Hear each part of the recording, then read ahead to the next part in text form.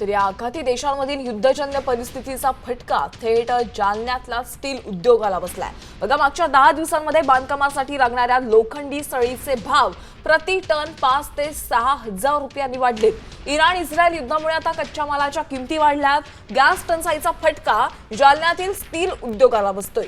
Iran Israel युद्ध सुरू राहिल्यास लोखंडी सळीचे भाव हे आणखी वाढण्याची शक्यता आता उद्योजकांनी वर्तवली आहे। इराण इस्रायलमध्ये सुरू असलेल्या युद्ध परिस्थितीचा फटका थेट जालन्यातील स्टील उद्योगांना बसताना आपल्याला पाहायला मिळतोय। मागील 10 दिवसांमध्ये जवळपास 5,000 रुपये दरानं स्टीलचं जे महागलेलं आहे त्याचे दर वाढलेले। साहेब, खरं तर आखाती देशांमध्ये युद्ध स्थिती आहे, त्याचा कसा फटका आपल्या स्टील उद्योगांना बसताना आपल्याला पाहायला मिळतो?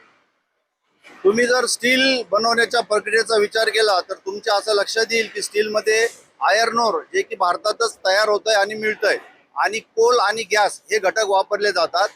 आता आखाती देशामध्ये जे युद्ध छेडलं गेलं त्यामुळे कोल आणि गॅसची पूर्ततेमध्ये थोडे अडथळे निर्माण झालेले आहेत। तसेच थोड्या बहुत प्रमाणात आपल्याला जे स्क्रॅप आखाती देशातून येत होतं त्याच्यामध्ये सुद्धा प्रचंड अडथळे निर्माण झालेले आहेत आणि तिथली आवक पूर्णपणे मंदावलेली आहे आणि त्यामुळे स्टीलच्या दर हे वाढलेले आहेत। किती रुपयांनी या 10 दिवसामध्ये स्टीलचे दर वाढलेले? सर, एक 28 तारखेला युद्ध सुरू झालेलं आहे, आज 10 दिवस 11वा दिवस आहे। किती रुपयांचा फरक जाणवतो? साधारणतः 5 ते 6 हजार रुपयांनी ह्या स्टीलचे दर वाढलेले आहेत। टीएमटीचे दर वाढलेले आहेत आणि फ्लॅट स्टीलचे दर हे साधारणतः 8,000 रुपयांनी वाढलेले आहेत। हे दर प्रति टनामागे वाढलेले आहेत। अक्षय शिंदे, साम टीव्ही न्यूज, जालना।